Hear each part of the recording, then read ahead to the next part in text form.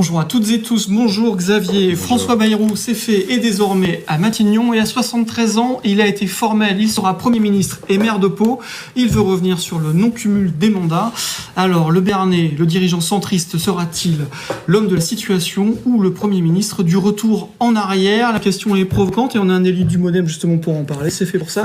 Xavier, présentez-nous le tour de table aujourd'hui. Merci Jefferson pour cette introduction parfaite, voilà. Encore une fois. Alors avec nous, le représentant du Modem, c'est vous, Adrien de Bévert, vous êtes premier adjoint au maire de Lacanau et vous êtes par ailleurs numéro 2 du Modem Gironde. Avec nous autour de cette table, Pascal Gau, bonjour. Vous êtes député socialiste du Médoc. Et avec nous également, en distanciel, comme on dit, Edwige Diaz, député Rassemblement National de Haute-Gironde. Merci à tous les trois d'avoir fait ce déplacement. Alors voilà, est-ce que c'est un grand saut en avant ou un recul en arrière?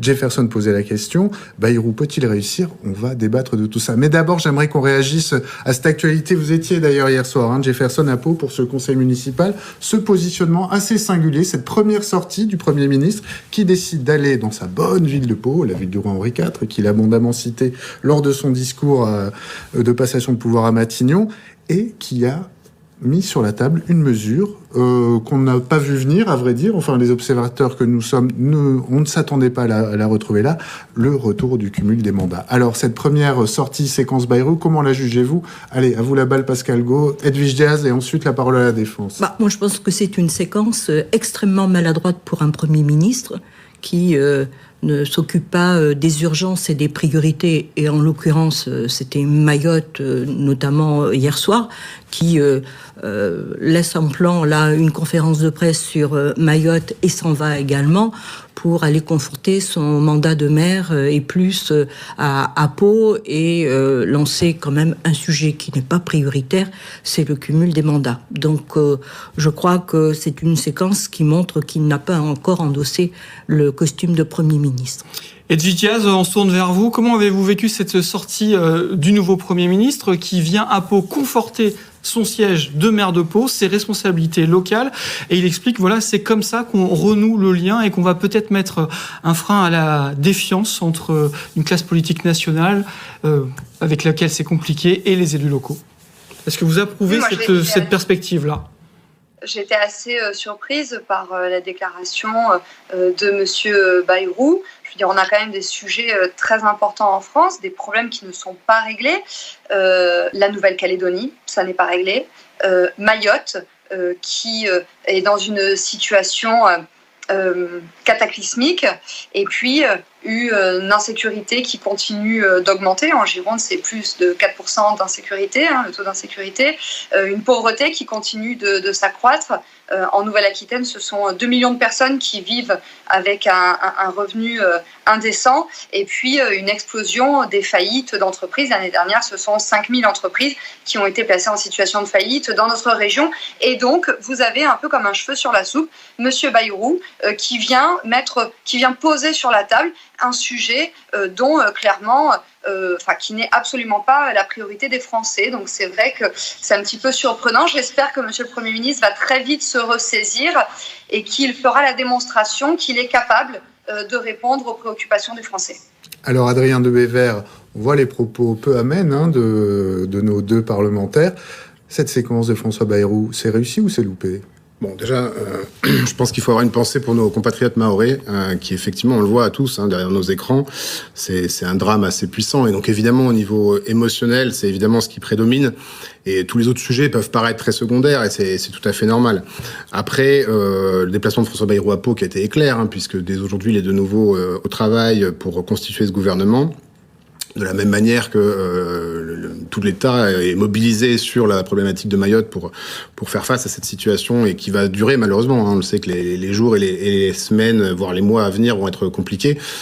Voilà. Après, sur le contenu du conseil municipal de Pau, puisque finalement c'est ça dont on est amené à commenter. Moi, j'ai une première remarque, c'est que finalement, ce qui m'a presque le plus interpellé et intéressé, c'est l'appel à la solidarité nationale par rapport à Mayotte, avec le vote d'une très forte subvention qui a été faite par le conseil municipal de Pau. Et ça, je trouve que c'est quelque chose d'important. Et je pense qu'il faut que ça fasse des émules. Nous-mêmes à Lacanau, on proposera également une subvention exceptionnelle mercredi soir, c'est-à-dire demain soir, en conseil municipal. Donc voilà. Donc ensuite, pour ce qui est du cumul des mandats. Le cumul, oui. Ouais. Bon, parlons du cumul des mandats. Effectivement, on peut penser que le cumul des mandats, c'est pas ça qui va régler, par exemple, la problématique budgétaire ou autre de la France. Néanmoins, derrière le cumul de mandats, il y a un sujet qui est peut-être quand même plus structurellement plus important. C'est cette défiance aujourd'hui, et on le voit presque à chaque élection, entre les citoyens et leurs élus, et en particulier les élus nationaux. Il y a une déconnexion qui s'est créée au fil du temps. C'est lié à plein de sujets. Il y a eu une volonté de ce qu'on appelait le dégagisme, il y a eu un renouvellement très fort, et on a des profils aujourd'hui d'élus nationaux qui souvent n'ont pas de passé d'élus locaux ou qui ne sont pas eu l'expérience de l'exécutif local, en particulier dans nos communes.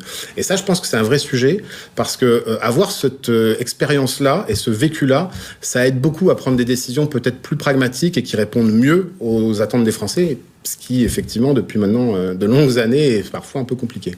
Donc Pascal Gault, vous avez été très critiqué avec cette position-là, en tout cas ce débat ouvert par François Bayrou. Il est à l'Assemblée nationale aujourd'hui, il va répondre aux députés, il y a un budget à faire, un gouvernement à faire. Vous, au Parti socialiste, quelle est votre position maintenant ? Parce qu'il va falloir quand même sortir de cette impasse-là, qui est une impasse politique, mais aussi une impasse budgétaire. Adrien de Bever en parlait à l'instant. Oui, pas de participation pour vous, au PS, à un gouvernement Bayrou. Alors, plusieurs choses. D'abord, l'homme qui parlait à l'oreille de ses chevaux et de Macron, il va falloir qu'il nous parle à nous aussi, au niveau du Parti socialiste. Les choses ont été très claires, on l'avait mis sur la table et écrit à Michel Barnier. Ce sont les mêmes choses qu'on réitère auprès de François Bayrou. Donc on le sait, c'est revenir, renégocier la retraite, l'hôpital, l'éducation, bien sûr la loi de finances. Donc là, nous, c'est très clair. Et il faut qu'il ouvre les négociations. Parce que recevoir, c'est pas donner une équation politique. Justement, là, vous avez été que reçu. Qu'est-ce qu'on dit les dirigeants socialistes, Patrick Canet? Ils ont dit ce que je viens de vous dire. Nous avons des lignes fortes. Il faut qu'on puisse les travailler ensemble. Et il faut maintenant monter un gouvernement. Et on a dit, nous, on veut bien aider. Mais pour aider, il faut qu'on soit aidé à vous aider. Pour l'instant, on a rien. Et qu'est-ce qu'il vous a répondu, François Bayrou? Il écoute, il prend note, il écoute, il est dans la consultation, on va dire, mais il n'est pas dans le dialogue et dans de rentrer dans le vif du sujet. Après, par rapport à la question, est-ce qu'on va y rentrer ou pas? Non, là aussi, c'est très clair. Nous, les socialistes, ne rentrerons pas au gouvernement. Edwige Diaz, on se tourne vers vous, c'est un peu sur la même thématique. On l'a vu, il y avait une vraie marque, une vraie empreinte du Rassemblement national dans l'ombre du gouvernement Barnier, que vous avez finalement décidé de censurer. Est-ce que l'arrivée de François Bayrou, ça va marquer une perte d'influence du RN sur la scène politique aujourd'hui ? Une perte d'influence, je ne pense pas, puisque nous restons le premier groupe parlementaire à l'Assemblée nationale, puisqu'avec nos alliés d'Éric Ciotti, nous sommes un peu plus de 140 députés. Marine Le Pen et Jordan Bardella ont été reçus par M. Bayrou et ils lui ont rappelé quelles étaient nos lignes rouges. Et nous avons rappelé que si M. Bayrou avait l'intention de présenter le même budget que M. Barnier, eh bien, nous étions prêts à le censurer une nouvelle fois. Ça n'est pas ce que nous souhaitons, mais nous espérons qu'il a entendu qu'un budget qui tape sur les retraités, qui tape sur les malades, qui tape sur les entreprises, qui tape sur les collectivités territoriales, tout en ne diminuant pas le déficit de notre pays, pour le Rassemblement national, c'est non. Et donc, à chaque fois qu'il s'agira de protéger les Français d'un mauvais budget, d'un budget toxique, d'un budget qui continue de dilapider l'argent des Français, eh bien, il nous trouvera sur son chemin. Donc, pour l'instant, il nous a écoutés. On verra comment il traduira en actes politiques l'attention qu'il nous a accordée hier. La censure, c'est arbitré, pas encore arbitré chez vous, ou vous attendez de voir pour le moment? Oui, tout à fait. Nous avons dit que, comme avec M. Barnier, il n'y avait pas de censure a priori. Mais par contre, j'espère que M. Bayrou a retenu la leçon de ce qui s'est passé avec M. Barnier. Je l'ai dit, nous serons les protecteurs des Français. Un budget qui aggrave leur situation financière, qui s'enfonce dans la casse sociale de notre pays, qui aggrave le déficit, qui n'est pas en mesure de prendre les bonnes décisions pour diminuer, par exemple, les mauvaises dépenses de l'État sur la multitude des agences, sur la multitude d'aides au développement, sur le montant de l'aide médicale d'État, par exemple. Ça n'est pas un budget acceptable pour nous. Adrien Debevere, quand on voit chacun avance avec ses lignes rouges, c'est à peu près la même configuration qu'avec Michel Barnier, sauf que là c'est plus Michel Barnier, c'est François Bayrou. Quelle va être sa force à Bayrou dans tout ça? Est-ce qu'il est capable d'écouter? Mais on a déjà eu un Premier ministre qui a reçu tout le monde, qui a écouté, qui a été censuré, qui est tombé. Là, il peut faire comment, François Bayrou? Il va faire son marché, il va prendre une mesure de gauche, une mesure du RN, il va essayer de contenter tout le monde pour, grosso modo, passer un budget plus facilement, parce que comme tout le monde a déjà appuyé sur le bouton, c'est moins dangereux. Non, je pense que si on s'en tient qu'à ça, à ce travail de marchandage, je suis pas sûr que ça soit très efficace, surtout dans la durée. Ce qui est certain, c'est que la situation politique n'a pas changé. On est face aux mêmes problématiques de blocage au niveau de l'Assemblée nationale. Pas de majorité à l'Assemblée nationale. Voilà, ça on le sait. Il y a 3 entités. Aucune n'a la majorité absolue, donc aucune n'est en capacité d'exercer le fait majoritaire. Et ça, c'est le grand changement, évidemment, qu'on vit depuis maintenant bientôt 6 mois. Ça n'a pas changé. Après, le profil de François Bayrou est un peu, effectivement, atypique dans le paysage politique français. C'est quelqu'un qui a une très longue expérience. C'est quelqu'un qui a construit depuis plus de 20 ans son parcours politique sur l'idée de la liberté, de l'indépendance, et en faisant des choix souvent très compliqués, très courageux. Il s'est forgé ses valeurs aussi dans l'adversité. Et c'est quelqu'un qui a toujours été un homme de dialogue. Il a toujours su dialoguer, aussi bien avec la droite qu'avec la gauche. Il y a eu des passages même, je rappelle quand même, il a même été amené à voter François Hollande. En 2012. Rien en retour, ni quoi que ce soit. Il a aussi parrainé Marine Le Pen. Voilà, exactement. Quand 2022, il a considéré que la démocratie était en danger parce qu'il y avait le risque que Marine Le Pen ne puisse pas se présenter, il a parlé de cette banque des parrainages et ainsi de suite. Donc, banque de la démocratie. Voilà, c'est quelqu'un qui a toujours eu cette vision très forte de la démocratie et de la République qui devait prévaloir. Et justement, on est dans une situation où, comme personne n'est en capacité d'appliquer son programme, rien que son programme, cette fameuse petite phrase. Tout le programme. Voilà. Ça oblige forcément à toutes les gens qui se disent responsables, ma foi, de se mettre autour d'une table et de faire des compromis. Alors, c'est vrai que la culture du compromis en France, c'est pas naturel, c'est certain, mais peut-être qu'il est grand temps d'apprendre. Et je pense que ça commence par l'écoute. Et donc, ça, c'est la phase qu'on est en train d'observer aujourd'hui. Donc, il passe par une phase d'écoute des différentes parties prenantes. Ensuite, il va y avoir des phases de proposition. Ce qui est certain, c'est que ça va pas être un jeu de casting, mais plutôt sur des projets. Et le budget n'est pas la seule chose. Je pense qu'effectivement, il y a le sujet de la proportionnelle, par exemple, parce qu'il faut aussi sortir de ce blocage institutionnel. Donc la proportionnelle va être aussi un sujet qui va être évoqué. Sur les retraites, je pense qu'il n'est pas fermé. C'est quelqu'un qui, d'ailleurs... il a dit, il veut améliorer. Il est ouvert. Donc absolument. Donc je pense que le champ est très ouvert.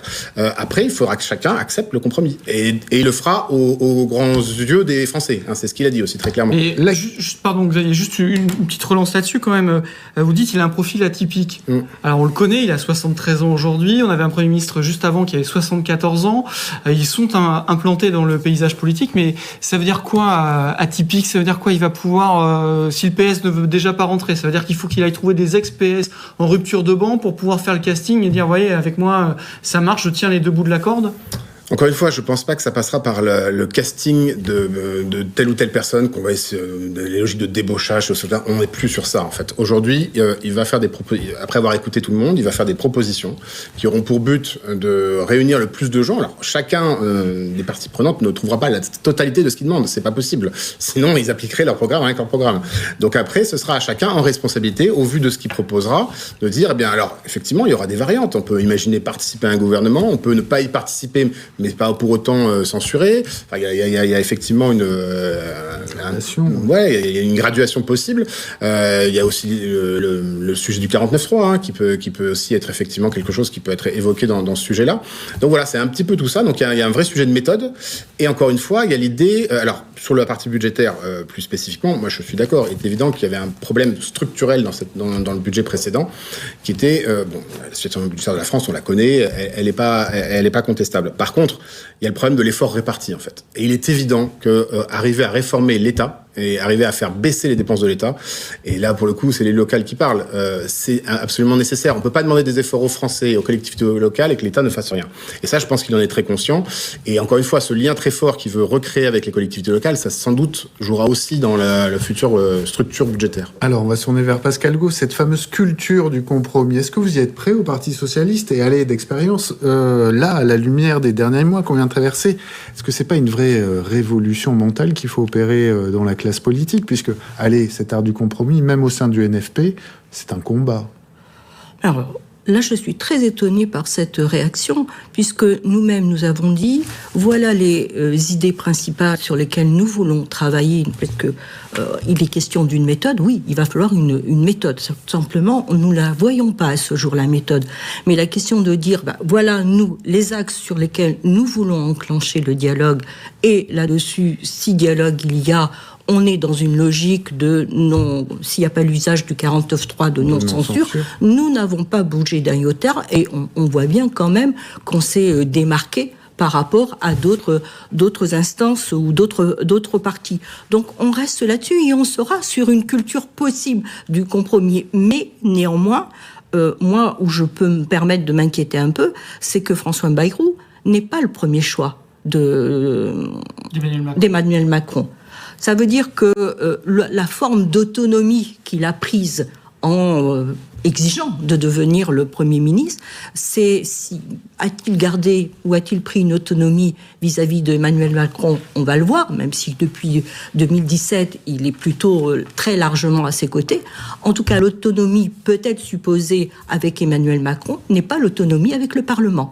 Et c'est très clair qu'aujourd'hui, il doit plutôt, au lieu d'écouter Emmanuel Macron et un bloc commun central qui n'a de commun, il faut vite le dire, il a intérêt d'écouter le Parlement et ce qu'on a mis sur la table. Et Madame Braun-Pivet a dit exactement la même chose ce matin. Elle appelle le Premier ministre à vraiment se tourner et à dialoguer avec les forces. C'est quoi, c'est un recentrage du pouvoir aujourd'hui? Au fond, l'Élysée compte moins que Matignon et le Parlement? Aujourd'hui, je crois que le Parlement a pris le pas sur l'Élysée. Et on voit bien que quand même, avec tout le respect que je lui dois, le président Macron est en bout de course présidentielle. On a un Premier ministre dont on veut connaître les objectifs et la méthode, qu'on n'a pas jusqu'à présent. Et c'est vrai, avec ce qui s'est passé hier, c'est pas un bon indicateur. Bon, allez, on passe là-dessus, mais maintenant, il faut qu'on se mette au travail. Et annoncer qu'on aura un discours de politique générale que le 14 janvier, dans un mois, sans savoir quand est-ce que le gouvernement va arriver, non, c'est pas jouable, pas dans l'état actuel. C'est la raison pour laquelle proposition va être faite à la présidente de l'Assemblée et au Premier ministre de reprendre les travaux parlementaires dès le 7 janvier. On ne peut plus attendre. Justement, Edwige Diaz, vous êtes favorable à cette perspective de reprendre plus tôt les travaux parlementaires le 7 janvier et de ne pas attendre le 14 janvier. C'est la date annoncée pour le discours de politique générale qui serait le discours de rentrée de François Bayrou devant les parlementaires, en tout cas les députés. Oui, le discours de politique générale est prévu extrêmement tard, le 14 janvier. Enfin, je ne sais pas comment ils peuvent assumer de présenter cette date devant les Français qui demandent au gouvernement de se mettre rapidement au travail. Ce matin, il y a eu la conférence des présidents et Marine Le Pen a proposé à cette occasion qu'il n'y ait pas de coupure à Noël. Marine Le Pen a indiqué que le groupe Rassemblement National se tenait à la disposition du Premier ministre et du gouvernement pour poursuivre les travaux dès que possible, puisqu'il y a un certain nombre de dispositifs qui doivent être votés rapidement. Je pense notamment à la question des agriculteurs, mais aussi la question des tickets restaurants. Enfin voilà, il y a toute une série de lois qui peuvent être votées urgemment et que nous pourrions voter d'ici la fin de la semaine ou la semaine prochaine. Donc oui, moi je m'étonne de cette date qui a été proposée du 14 juillet. Je trouve que c'est extrêmement tard. Alors il y a deux solutions, où ça illustre une fois de plus la déconnexion qu'il y a entre ce gouvernement macroniste et les aspirations du peuple, ou alors ça démontre que Emmanuel Macron et M. Bayrou s'entendent très mal. En tout cas, c'est de mauvais augure pour la suite, puisque les Français en fait ont voulu mettre un terme à la politique macroniste et les Français ont par deux fois rejeté la politique macroniste aux européennes et aux élections législatives. Et je pense qu'ils ont très envie d'être entendus. Ça marche à la fois pour les citoyens, mais aussi pour les chefs d'entreprise et aussi pour les collectivités territoriales qui ont besoin d'avoir un cap clair pour fixer leur budget. Juste, je trouve précision, c'est bien le 14 janvier, pas le 14 juillet, le discours de politique générale, parce que là, ce serait plus de la patience, là, ce serait vraiment de la procrastination poussée à l'extrême. Adrien de Beauvert, vous connaissez bien François Bayrou. Pascal Gau, on parlait à l'instant sur la question de l'autonomie, mais ces 7 dernières années, le MoDem a été l'allié le plus indocile de la Macronie. On parlait d'un bloc commun qui n'a de commun que le nom, d'un bloc central qui n'a de bloc que le nom. On l'a vu ces dernières semaines, puisque dans l'échec de Michel Barnier, il y a quand même l'attitude des macronistes, on ne peut pas le nier. Il faut s'attendre à quoi pour cet allié qui a toujours fait preuve de liberté de parole, qui l'a encore montré à Pau en disant « Quoi que vous en pensez, je reste maire de Pau, que ça vous plaise ou non ». Il n'a jamais caché ses critiques sur la réforme des retraites. Alors on s'attend à quoi ? C'est un Premier ministre qui va être 100% autonome de l'Élysée, qui va quand même entretenir un lien ou un semblant d'apparence. On s'attend à quoi ? Alors, effectivement, vous l'avez rappelé, on a et je vous l'ai dit tout à l'heure, on a une vraie culture de l'indépendance et de la liberté au Modem. On l'a chèrement payé et chèrement avec quelques gagné. traversées du désert sévères. Et voilà, mais on a survécu. Donc voilà, ça c'est sûr que c'est très ancré dans notre ADN. Après, ça ne nous empêche pas de travailler avec les autres, ceux qui nous sont proches. La preuve, effectivement, François Bayrou, en apportant son appui à Emmanuel Macron en 2017, avait fait le constat qu'effectivement, il y avait suffisamment de points qui nous rassemblaient, un projet qui nous rassemblait suffisamment pour pouvoir cheminer ensemble. Cheminer ensemble, ça ne veut pas dire forcément le faire de façon mécanique, sans aucune, en étant toujours en permanence dans le satisfecit. On a su effectivement qu'on a considéré que certaines choses n'allaient pas dans le bon sens, le manifester, sans pour autant rompre le lien de loyauté. Ensuite, sur l'exercice du pouvoir que François Bayrou compte mettre en place aujourd'hui, finalement, on est en train de revenir un petit peu aux origines de la Ve République. On a perdu l'habitude d'un Premier ministre de plein exercice qui exerçait vraiment sa fonction de Premier ministre, qui n'était pas juste un simple collaborateur du président de la République. En termes de Nicolas Sarkozy. Plusieurs mandats qu'on n'a pas vraiment eu ça. Donc je pense que là, on redécouvre finalement ce qu'on connaissait dans les années 90, 80, sur les différents plans. Des Juppé, des Mauroy, les personnalités que tu as citées hier. Qui étaient d'abord des personnalités fortes. Qui étaient maires au passage. Qui étaient maires, qui avaient des passés assez importants, qui avaient une grosse expérience, et où surtout le président avait son champ à partie, qui est vaste. La Ve République donne un grand champ de compétences et d'attributions au président, mais le Premier ministre, c'est vraiment une entité importante qui gouverne au quotidien. Donc voilà, ça, je pense qu'on est un peu surpris de ça, et on redécouvre ça. Après, sur la partie du Parlement, encore une fois, on n'est pas dans un régime parlementariste. À ce moment-là, il faut changer, faire une autre République.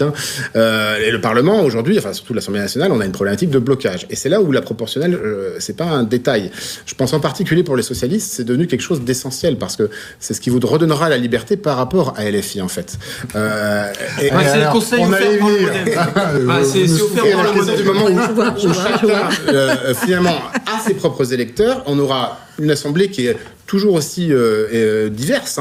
Je pense que le fait majoritaire, on a peut-être tourné la page de cette époque-là. Je ne suis pas sûr qu'un jour, une entité politique retrouve à elle toute seule la capacité d'avoir la majorité absolue. Donc, il faut faire évoluer aussi notre façon de faire la politique. Alors, justement, vous avez abordé la question. Évoluer la façon de faire la politique, moi, je me permets de dire qu'avec deux hommes de 73 ans, qui ont... parle d'une certaine époque, effectivement. Je ne vois pas trop, et je crois que d'ailleurs c'est ce qui a été le problème avec Michel Barnier, je pense qu'ils ne sont plus dans le tempo de la vie politique, de la vie nationale et internationale, et on l'a bien entendu, c'est des clichés anciens qui reviennent. Et c'est l'ancien monde, quoi. C'est un peu l'ancien monde. Même beaucoup l'ancien monde. Donc je ne dis pas que y a de l'expérience, il y a de la sérénité, il y a des choses comme ça qui sont valables, heureusement.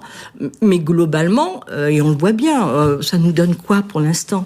Rien du tout. Il n'y a pas d'urgence. Pascal Gaud, il nous reste 2 minutes. 2 minutes, on aimerait que vous, justement, Adrien de Bévert vous donne la solution clé en main pour aller s'affranchir de LFI, la proportionnelle. Très rapidement. C'est votre actualité aujourd'hui, c'est comment on se désarime aujourd'hui de LFI pour les socialistes ? D'abord, c'est pas l'objectif. L'objectif, c'est que on veut répondre aux questions des Français. On n'est pas en train de refaire un accord électoral ou encore moins un accord de gouvernement. On est en train de dire, voilà, nous voulons répondre, le budget doit répondre aux préoccupations des Français. C'est l'urgence. Après le reste, ça viendra. Certainement que la proportionnelle, faudra en reparler. On pourra reparler également du cumul. Mais aujourd'hui, diable, faut pas s'enfermer là-dedans. En tout cas, c'est irresponsable par rapport à l'attente des Français. On ne tombera pas dedans. Edwige Diaz, la proportionnelle au RN, c'est forcément un sujet qui résonne. Est-ce que si François Bayrou met ça sur la table, c'est un bon moyen de s'épargner une censure ? C'est pas la priorité. La priorité, c'est vraiment qu'on réponde aux préoccupations des Français en matière de pouvoir d'achat, en matière de préservation du modèle social, en matière de lutte contre l'insécurité et l'immigration. Maintenant, oui, vous le savez, Marine Le Pen est très attachée à la proportionnelle. Nous le présentons dans tous nos programmes depuis un certain nombre d'années. Il nous faut en effet la proportionnelle avec une prime majoritaire pour retrouver de la stabilité au Parlement, mais aussi parce que, vous savez, nous sommes très attachés à la démocratie et nous considérons que la proportionnelle permettrait à tous les électeurs d'être enfin représentés à l'Assemblée nationale. Donc j'espère que nous pourrons avancer sur ce sujet. On verra, mais pour l'instant, ce n'est pas la priorité absolue. En tout cas, moi, je voudrais juste me réjouir que, contrairement à ce qui a été dit par les détracteurs, par nos détracteurs politiques, la motion de censure est passée. Il n'y a pas eu de shutdown. Les cartes vitales continuent de fonctionner. Les fonctionnaires continuent d'être payés. Les retraites vont être versées. Elles vont même être indexées sur l'inflation. Donc, contrairement à tous ces discours, à toute cette stratégie de la peur, je veux dire aux Français qu'ils ont bien fait de nous faire confiance et que nous avons bien fait de voter la motion de censure. Bien. Adrien de Bever, ce sera vous le mot de la fin en quelques secondes parce que vous avez joué en défense pendant toute l'émission pour le MoDem, bien entendu. Bon, vous voyez que la proportionnelle, ça résonne quand même. C'est pas la priorité, mais en tout cas, est-ce que vous êtes confiant pour la fin ? Peut-il réussir, François Bayrou ? Voilà, pour répondre surtout à cette question, je crois surtout qu'on devrait tous autour de la table avoir envie qu'ils réussissent, parce que pour la France, il faut qu'ils réussissent, parce que s'ils venaient à ne pas réussir, très franchement, je ne sais pas trop quel serait le plan B, D ou C. Voilà, on est dans une situation où aujourd'hui, il faut absolument sortir de ce blocage. François Bayrou est, selon moi, l'homme qui est le plus à même de pouvoir le faire, de fait de son passé, de son expérience. L'expérience, encore une fois, c'est pas quelque chose de négatif. Et sa modernité, je crois qu'il l'a souvent prouvé. Il a toujours eu une vision, souvent en avance, sur un certain nombre de thèmes.